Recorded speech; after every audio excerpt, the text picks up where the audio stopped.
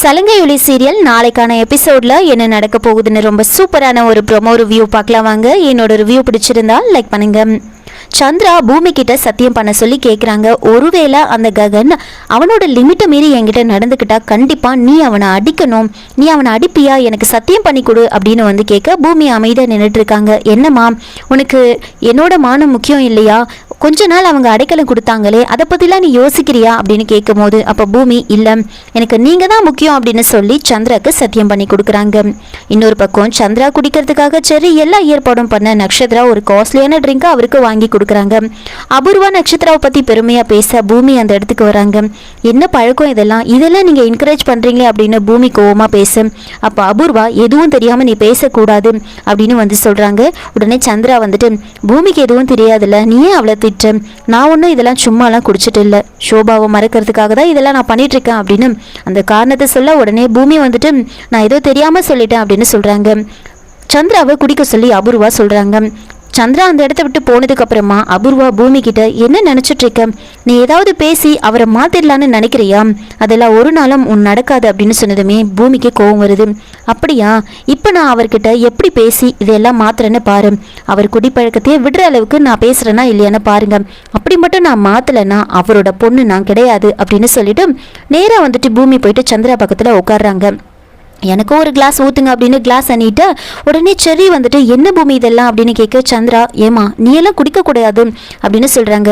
உடனே வந்துட்டு பூமி வந்து சொல்கிறாங்க எனக்கும் தான் அப்பா இல்லை, என்னோட கடந்த காலத்தை நான் மறக்கிறதுக்கு எனக்கு இது தேவைப்படுது, எனக்கு அப்பா இல்லை, அவர்கிட்ட நான் வளரலையே, அவர் கையால் நான் வளரலையே அப்படின்னு எனக்கு ரொம்ப கஷ்டமாக இருக்குது, அதை நான் மறக்கிறதுக்கு நான் குடிக்கிறது தப்பு இல்லைல்ல அப்படின்னு பூமி சொல்ல உடனே சந்திரா அப்போ தான் யோசிக்க ஆரம்பிக்கிறாங்க. நீங்கள் இப்படி குடிக்கிறதுனால அவங்கள கொஞ்ச நேரத்துக்கு மறக்க முடியும், உங்கள் மனசை விட்டு அவங்க போயிடுவாங்களா என்ன அப்படின்னு சந்திராவுக்கு புரிய வைக்க அதுக்கப்புறம் சந்திரா வந்துட்டு இனிமே நான் குடிக்கவே மாட்டேன் வேண்டாம் அப்படின்னு சொல்லிட்டு சந்திரா அங்கேருந்து எந்திரிச்சு போயிடுறாங்க. உடனே அபூர்வாக்கு பயங்கர கோவம், இப்படி மாத்திட்டாலே அப்படின்னு யோசிக்க ரொம்ப கோவமா அங்கிருந்து போயிட அபூர்வாவோட சித்தி பாத்தியா அந்த பூமி எப்படி நடந்துக்கிறான்னு பாத்தியா, உங்க அப்பாவையே மாத்திட்டா, நீயும் இப்படிதான் நடந்துக்கணும் அப்படின்னு சொல்றாங்க. பூமி வந்துட்டு காய்கறி எல்லாம் வாஷ் பண்றதுக்கு டேங்க் பக்கத்துல அந்த டேப் கிட்ட போய் நிக்கிறாங்க. அப்ப பூரணி வந்துட்டு பூமி தனியா இருக்கிறத பாக்குறாங்க. நேரா சாரதா கிட்ட போயிட்டு அம்மா பூமி தனியா நின்றுட்டு இருக்கா, இதுதான் சரியான சமயம், நீங்க போய் அவகிட்ட பேசுங்க அப்படின்னு சாரதாவை அனுப்பி வைக்கிறாங்க. இதுக்கிடையில பூமி கிட்ட வந்து நக்ஷத்ரா பேசுறாங்க. என்ன இந்த வேலையெல்லாம் செஞ்சு என்னோட அப்பா கிட்ட நீ நல்ல பேர் வாங்கலான்னு பாக்குறியா, அதெல்லாம் அந்த சான்ஸை நான் உனக்கு கொடுக்கவே மாட்டேன், இதெல்லாம் நான் தான் செய்வேன் அப்படின்னு சொல்ல பூமி இதெல்லாம் உனக்கு செய்ய தெரியாது அப்படின்னு சொல்லிட்டு இருக்காங்க. பூமி நக்ஷத்ரா கிட்ட பேசிட்டு இருக்கும் போது சாரதா அங்கே வராங்க. பூமியை வந்து பார்க்குறாங்க. அப்படியே ஆப்போசிட் சைடில் டேங்குக்கு அந்த பக்கம் வந்து நின்றுட்டு இருப்பாங்க. பூமி நக்ஷத்ரா இப்படி சொன்னதுமே வந்துட்டு நக்ஷத்ரா கிட்ட அதை கொடுத்துட்டு பூமி அங்கேருந்து போயிட்டு இருப்பாங்க. இது தெரியாமல் பூமி தான் அங்கே இருக்காங்க அப்படின்னு நினச்சிக்கிட்டு சாரதா வந்துட்டு சுற்றி முற்றி பார்த்துட்டு அப்படியே வந்து பேச ஆரம்பிக்கிறாங்க. நக்ஷத்ரா அந்த இடத்துல இருப்பாங்க.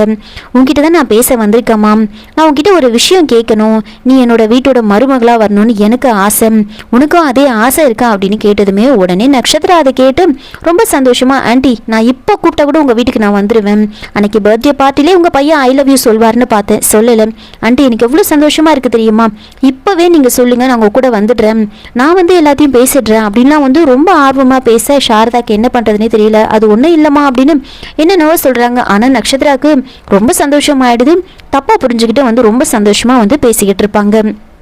இன்னொரு பக்கம் பூமி வந்து நேராக மீரா கிட்ட போகிறாங்க. என்னம்மா உன்னை நான் காய்கறி தானே வாஷ் பண்ண சொன்னேன், என்ன அப்படியே வர அப்படின்னு கேட்க உடனே வந்துட்டு இல்லை நக்ஷத்ரா வந்து கேட்டா அதனால அவகிட்ட கொடுத்துட்டு நான் வந்துட்டேன் அப்படின்னு சொல்ல அவளுக்கு எதுவும் வாஷ் பண்ணவும் தெரியாது எதுவும் பண்ணவும் தெரியாது அப்படின்னு சொல்லிட்டு இருக்காங்க. இன்னொரு பக்கம் செர்ரி வந்து பூமியை சைட் அடிச்சுக்கிட்டு இருப்பாங்க. அப்போ வம்ஷி இந்து இவங்க எல்லாம் பார்க்குறாங்க. என்ன இது யாரை இப்படி பார்த்துட்டு இருக்காரு அப்படின்னு கேட்க அண்ணன் ஒருத்தரை லவ் பண்ணுறாங்க அவங்கள தான் இப்படி பார்த்துட்டு இருக்காங்க அப்படின்னு சொல்ல அப்போ வம்ஷி வந்து கண்டுபிடிச்சிடுறாரு. ஓஹோ பூமியை தான் லவ் பண்ணுறாரு அவங்க அண்ணன் அப்படின்னு சொல்ல ஆமாம் ஆனால் வந்துட்டு ஒன் சைடா அப்படின்னு கேட்க இல்லை ரெண்டு பேருமா தான் லவ் பண்ணுறோம் அப்படின்னு வந்து சொல்கிறாங்க. அப்போ பூமி வந்து எல்லாருக்கும் வந்து காஃபி கொடுத்துக்கிட்டே வராங்க. நேராக வந்துட்டு ஜெர்ரிக்கும் காஃபி கொடுத்துட்டு போகிறாங்க. அப்போ வம்ஷி நோட் பண்ணுறாங்க. என்ன இது நீங்கள் ரெண்டு பேரும் லவ் பண்ணுறேன்னு சொல்கிறீங்க ஆனால் நீ தான் பூமியை பார்த்துக்கிட்டு இருக்க, ஆனால் பூமி மனசில் அப்படிலாம் எதுவும் இருக்கிற மாதிரி தெரியலையே அப்படின்னு சொன்னதுமே வந்துட்டு அப்போது ஜெர்ரி வந்து என்ன இது ஒவ்வொருத்துக்காக நான் ப்ரூவ் பண்ண வேண்டியதாக இருக்கே அப்படின்னு சொல்கிறாங்க. சரி இப்போ நான் ப்ரூவ் பண்ணுறேன், பூமிக்கும் என் மேலே லவ் இருக்குன்னு நான் ப்ரூவ் பண்ணுறேன் பாருங்க அப்படின்னு வந்து சொல்கிறாங்க. அதுக்கப்புறமா வந்துட்டு ஜெர்ரி என்ன பண்ணுறாங்கன்னா அந்த காஃபியை வந்து குடிச்சிட்டு அப்படியே நேராக எடுத்துகிட்டு போகிறாங்க. பூமி வந்து நின்றுட்டு இருப்பாங்க. அந்த காஃபியை நேராக எடுத்துகிட்டு போய் பூமி முன்னாடி வச்சுருவாங்க. பாதி குடிச்சிட்டு பாதியை வச்சுருப்பாங்க. நேராக போய்ட்டு ஜெர்ரி வந்து வம்சிக்கிட்ட சொல்கிறாங்க, இப்போ பாருங்கள் அந்த பாதி நான் குடித்ததை வந்துட்டு கண்டிப்பாக வந்து பூமி வந்து குடிப்பா அப்படின்னு வந்து சொல்லிட்டு வந்து நிற்கிறாங்க. ஆனால் இந்த கேப்பில் வந்துட்டு மீரா என்ன பண்ணுறாங்கன்னா வந்துட்டு இந்த காஃபி வந்து அபூர்வாக்கு கொடுக்கல, அதனால நீங்கள் காஃபி எடுத்துகிட்டு போய் கொடுத்துட்டு வந்துடு அப்படின்னு பூமி கிட்ட வந்து சொல்கிறாங்க. அதனால் பூமி என்ன பண்ணுறாங்கன்னா வேற ஒரு காஃபி தான் எடுத்துகிட்டு போவாங்க. ஆனால் ஜெர்ரி வந்துட்டு அவர் குடித்த காஃபியை தான் எடுத்துகிட்டு போகிறாங்க அப்படின்னு நினச்சிக்கிட்டு வந்து சொல்லுவாங்க. பூமி வந்து அந்த காஃபி எடுத்துக்கிட்டு போகிறாங்க. அப்போது வம்சி வந்துட்டு சரி நான் உங்களுக்கு ப்ரூவ் பண்ணுறேன் வாங்க நம்ம பூமி பின்னாடியே போகலாம் அப்படின்னு சொல்லிட்டு பூமி பின்னாடியே வந்து செர்ரியும் வம்சியும் வந்து வந்துட்டுருப்பாங்க. பூமி நேராக வந்துட்டு அப்படியே அபூர்வாவை தேடிக்கிட்டு வருவாங்க. அப்போது ககன் வராரு. ககன் வந்து பூமியை பிடிச்சி இழுத்துட்டு நான் உனக்கு ஒரு சர்ப்ரைஸ் வச்சுருக்கேன் அப்படின்னு சொன்னதுமே பூமிக்கு ரொம்ப சந்தோஷமாயிடுது. என்ன சர்ப்ரைஸ் அப்படின்னு கேட்க அவர் வந்து ஒரு பேக்லேருந்து ஒரு கிஃப்ட்டை வந்து எடுக்கிறாரு. 2 லவ்வர்ஸ் வந்து இருக்கிற மாதிரி அந்த கிஃப்ட்டை வந்து காமிக்கிறாரு. அதை பார்த்ததுமே வந்துட்டு பூமிக்கு வந்து ரொம்ப சந்தோஷமாயிடுது. கண்ணை மூடிட்டு அதுக்கப்புறம் திறக்க சொல்லி அதை காமிப்பார். இது எதுக்காக இது அப்படின்னு கேட்க இதை பார்த்தா உனக்கு தெரியலையா அப்படின்னு சொல்ல தெரியுது, யாருன்னா அது அப்படின்னு கேட்குறாங்க. உடனே லவ்வர்ஸ் இருக்காங்க அப்படின்னு சொன்னதுமே அது நம்ம 2 பேர் தான் அப்படின்னு வந்து சொல்கிறாங்க. என்னோட காதலுக்கு அடையாளமா இதை தான் முதல்ல நான் உனக்கு கொடுக்கணும்னு நினச்சேன். இதில் இருக்கிற பொண்ணு நீ, இதில் இருக்கிற பையன் நான் தான். இதில் 2 பேரும் எப்படி சேர்ந்து ஒன்றா இருக்காங்களோ அதே மாதிரி கடைசி மூச்சு வரைக்கும் நாம் 2 பேரும் இதே மாதிரி ஒன்றா இருக்கணும், பிரியவே கூடாது. அதுக்காக தான் இந்த கிஃப்ட்டை நான் உனக்காக கொடுத்தேன் அப்படின்னு வந்து சொல்கிறாங்க. உடனே பூமிக்கு ரொம்ப சந்தோஷமாயிடுது. அப்போ தான் பூமி கையில் இருக்கிற அந்த காஃபியை வாங்கி ககன் வந்து குடிப்பார். கொஞ்சமாக குடிச்சிட்டு இதையெல்லாம் சொல்லிட்டு இன்றைக்கி எங்கள் அம்மா எதுக்காக வந்திருக்காங்கன்னு தெரியுமா, உன்னோட லவ்வை பற்றி நீ என்ன சொல்கிற அப்படின்னு தெரிஞ்சுக்கிறதுக்காக தான் வந்திருக்காங்க. நீ என்ன லவ் பண்ணுறியா இல்லையான்னு தெரிஞ்சுக்கிறதுக்காக உங்ககிட்ட தெளிவாக பேசுறதுக்காக தான் வந்திருக்காங்க. இவ்வளோ நாளும் நான் தான் உன் பின்னாடி சுற்றிட்டு இருந்தேன். இப்போ என்னோட அம்மா வந்து உங்ககிட்ட விஷயத்தை பற்றி பேசுறதுக்காக உன் பின்னாடி சுற்றிட்டு இருக்காங்க. எங்கள் அம்மாவுக்கிட்ட நீ என்ன சொல்ல போறியோ எனக்கு தெரியல அப்படின்னு சொல்லிட்டு போகிறாங்க. இப்போ பூமிக்கு என்ன பண்ணுறதுனே தெரியல. ககன் குடிச்சிட்டு போன அந்த காஃபியை பூமி வந்து குடிச்சிட்டு இருப்பாங்க. அப்போ தான் கரெக்டாக ஜெர்ரியும் வம்சியும் அங்கே வராங்க.